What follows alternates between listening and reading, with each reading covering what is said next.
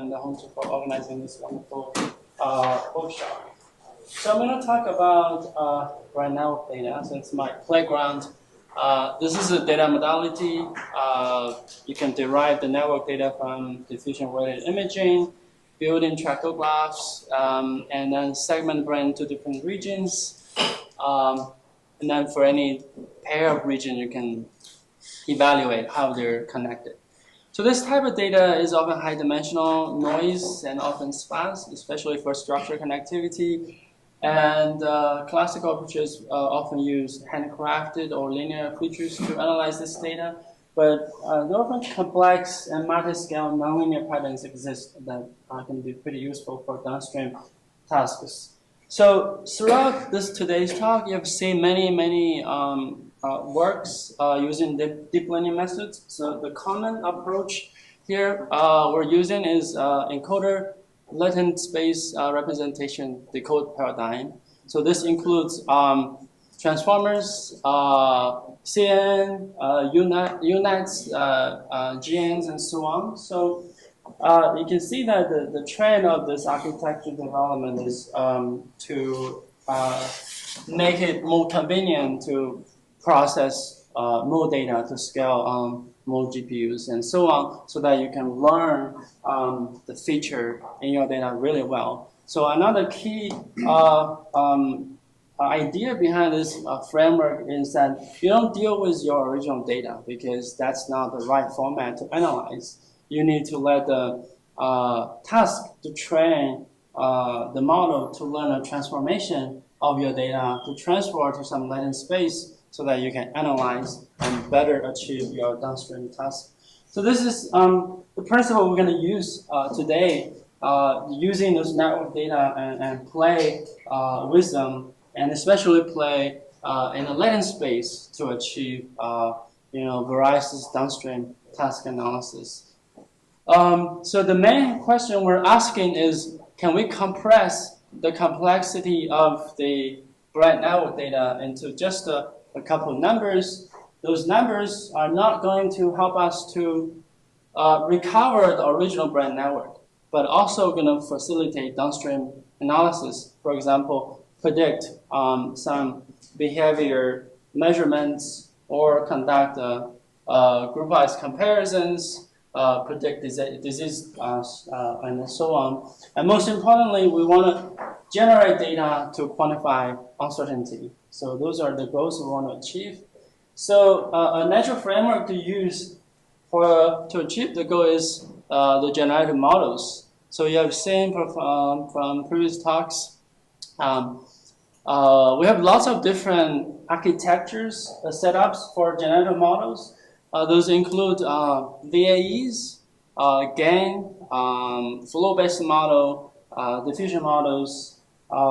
Professor Huang Jian has introduced a lot of different diffusion models. So I'm going to just briefly introduce VAEs and GANs. We're going to utilize those in our framework too. So VAEs has this bottleneck architecture. You have encoder. This latent space usually has very low dimensional space, and then you can decode.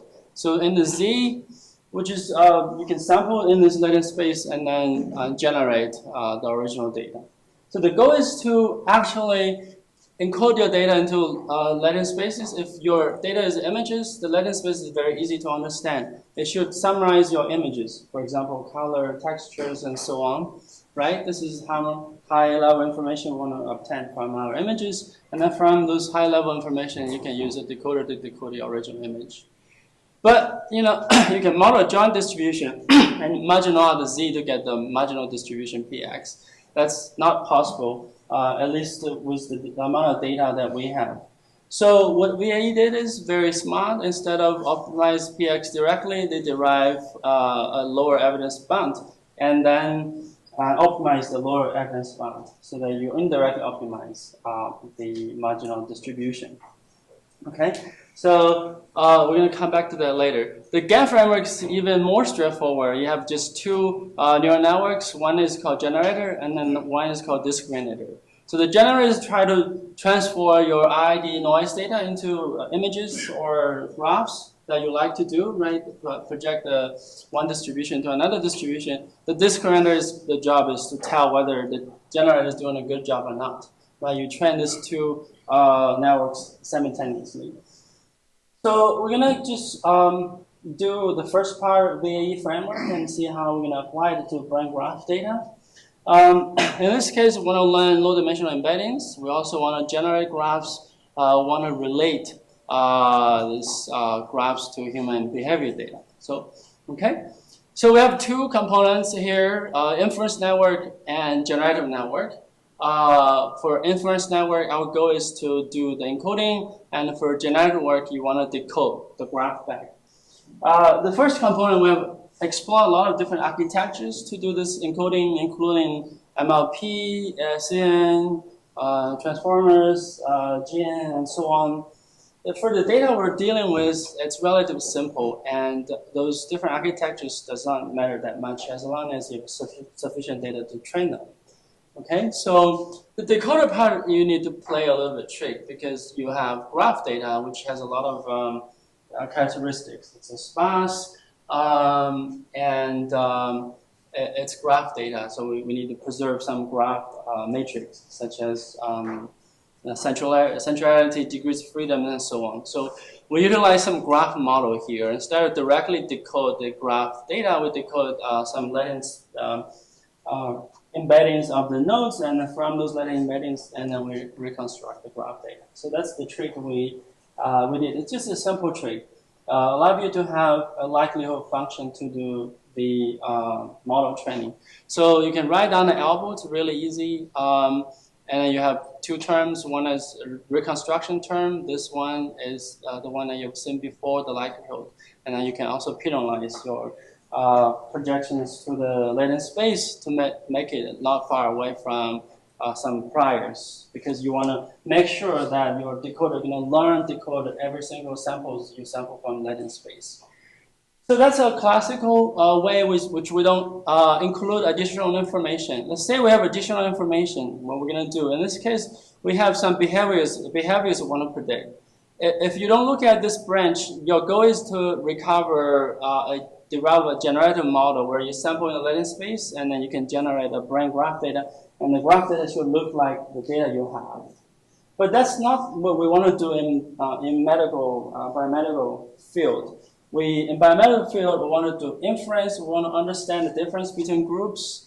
We want to extract features that are going to facilitate our downstream tasks, right? So we don't want to just generate those graphs, MR data that look like a real MR data. We want to do some downstream analysis to understand what's going on. So with this branch, what you do is you actually guide these encoders to encode the latent space, which can facilitate your downstream analysis, but also recover the original data. So we're going to use the HCP as one example to demonstrate this. So on the left, where you don't have that supervision part, this is the projection of the latent space encoding to some 3D space. You can visualize the encoding. Here, without the supervision, you don't. We color the projections with traits. So with guidance, you have more structured latent space, and this latent space can help you to predict downstream taxes better than without considering, like which feature you can extract. So in a nutshell, here we not only extract, encodings, embeddings that allow you to recover the original data, but also allow you to do better prediction for the traits that you're interested in. And the condition on Y, you can also generate data, Y to 60 and 130 and so on. Those are cognitive measurements, and you can look at the data you generated and basically do inference on what kind of model, what kind of information your model has learned. What's the difference between different populations with different traits. So another example is, in the data measurement, you have something that you don't want. Here, the motion is something that you don't want, right? So motion corrupt your image a lot and interfere with your downstream analysis. For example, here, a large motion minus small motion, we see that there's systematic bias in the brain graph data we recovered. So this is something you definitely want to consider in your data analysis, right? If you, without controlling it, you're probably going to get a wrong conclusion. So the same principle can be applied here. So in the embedding space, you want to the embedding, the features you're going to learn be invariant to the motion, right? While you also want to recover the original graph by considering the motion. If you have, you can summarize the motion. So that's the idea. So in the latent space, you try to be independent of the variables that you don't want, and then you can come up with a elbow, and then you optimize your parameters from scratch. Okay, so we're going to use Human Connectome project data as one example too. In this case, so it can help us to improve our prediction of the traits for our downstream analysis, and also allow you to study between high motion and low motion. What's the difference between your graph? And this last column showing that the embedding after you remove the motion. And then you can artificially set, basically do denoising of your data. You can artificially change the motion measurements to some different levels and see what your graph will look like, because this is a generative model. Okay, so that's the two projects we have done. To summarize, you have additional information to guide your low-dimensional embedding learning, and then this the guidance should facilitate your downstream analysis.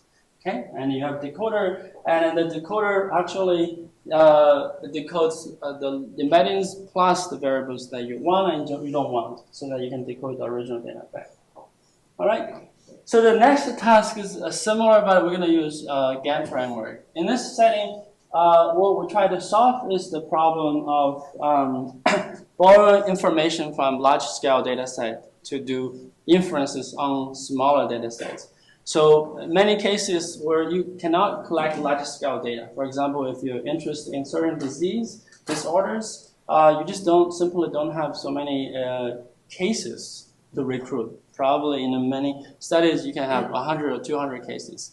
But there are large-scale data set there, like HCB, ABCD, you can buy back there to maybe those data set can help you to do the inference for your smaller data set. So this is the task we want to do. But there are many challenges because those data sets, they have different set of people, different demographics. They collect the data differently.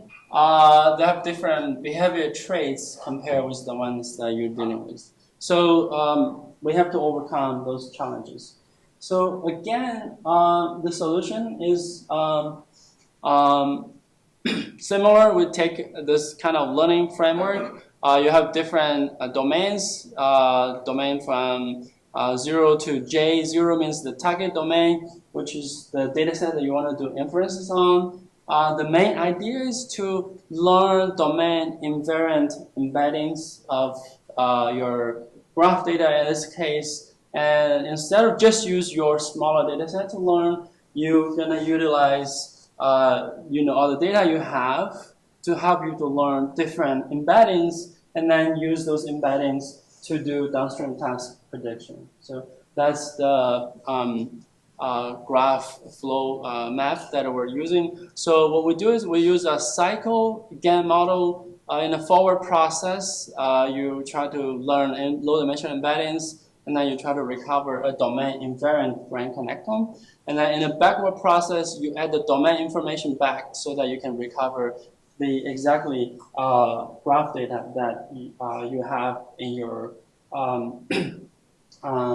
data set. So this is the loss function. There are multiple loss functions concatenated together to train such a model.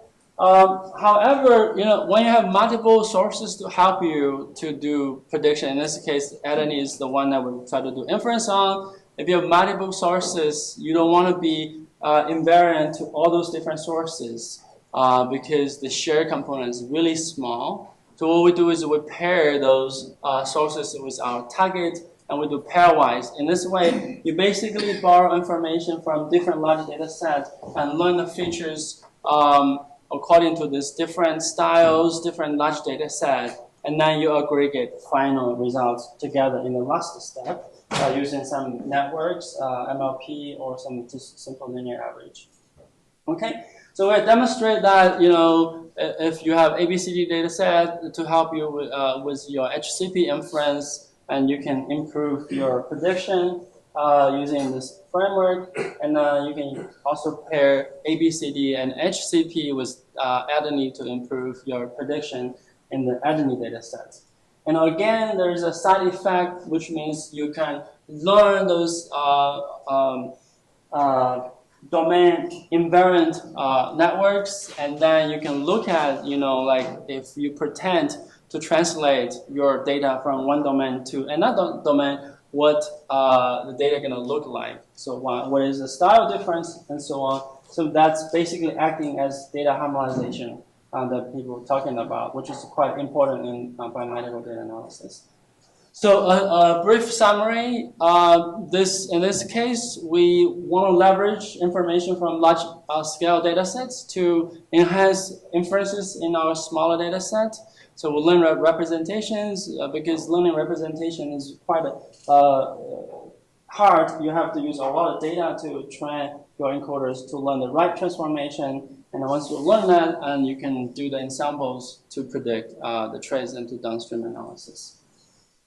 So the final project, I think I have a few minutes, is also a harmonization, but it uses conditional latent diffusion models. You can see that I'm trying to do this project, try to use different architectures just for me to learn them, how they're working. So in this case, what we do is we want to harmonize T1 data. And we know that T1 data, in different size, different scanners, you're going to collect the data at different, with different intensities and different measurements. They're quite different. So in order to analyze them, you have to harmonize them. So this projects try to harmonize them. In this project, we're going to use denoising diffusion probability models to do that. Again, so the idea is the same.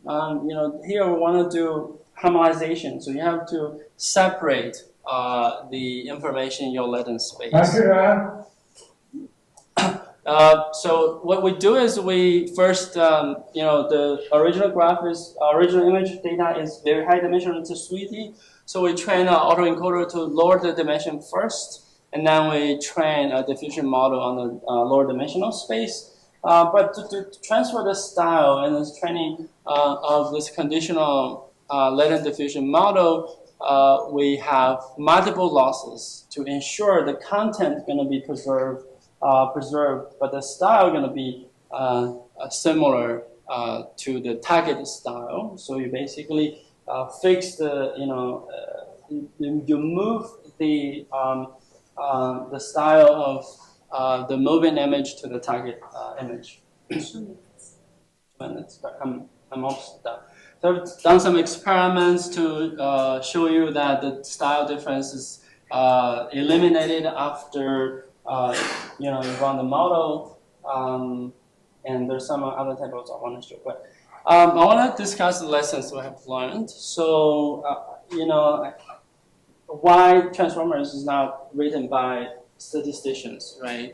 So it's used statistics methods, right? The attention is basically just correlation, and then you just use this weighted average to infer the right representation of the data. So if we started to investigate those architectures earlier, if we don't directly work on the data we know that transformation is important. I think by a large chance we might be able to discover really important architectures that are going to facilitate, a lot of analysis in deep learning. So in this case, those projects doing learn the importances about the representation. So representation learning is quite important.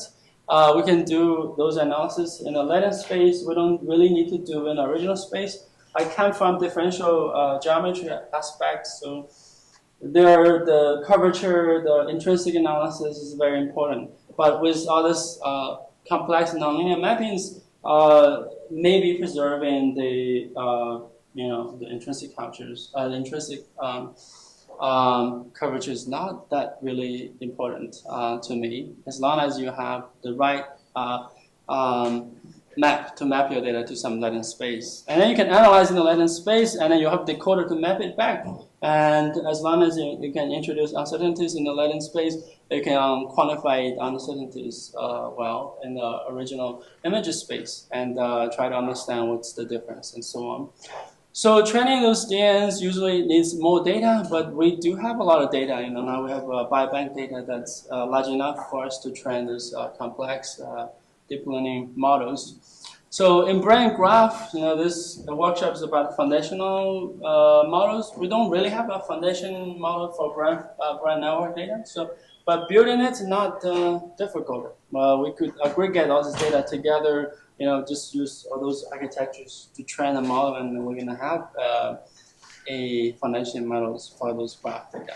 But the most important thing actually is once you build such a model, how are you gonna utilize to understand biological problems, how to facilitate the improvement of human health. That's, I think, the more important thing. Thank you. We have time for one question. Yeah. Great presentation. So in the meantime, I'm also thinking about the problem